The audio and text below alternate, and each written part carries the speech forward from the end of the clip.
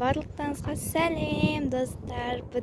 Бүгін менде жаңа влог. Бұл влог сіздерге ұнайды деген ойдамын. Сондықтан көрмей жатып лайк, комментарий және каналыма тіркеліп кетеміз. Достар, лайкты аямаймыз. Давайте бастаймыз.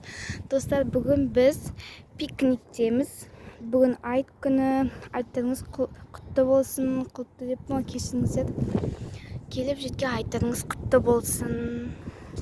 Вот, біз бүгін походқа шықтық. Ал жақта біз әкем ал жақта шашлик істеп жатыр. Қазір шашлик жейміз.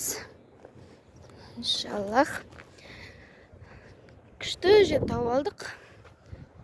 Ауа деген, Атыраудың ауасы деген прям күшті болып тұр. Ешқандай салқын емес, ыстық емес, жып-жылы дала бүгін. Ал достар, видеоны соңына дейін көріп кетеміз. Давайте достар.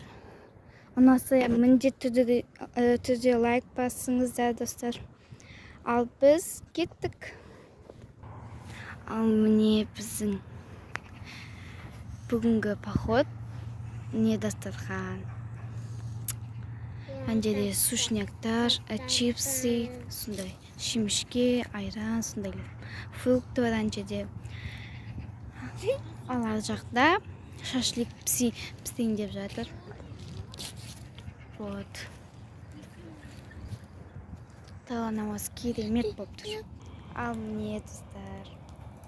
Осындай жағып қойсын ішінде. Вот шашлик. Қазір пісіреді.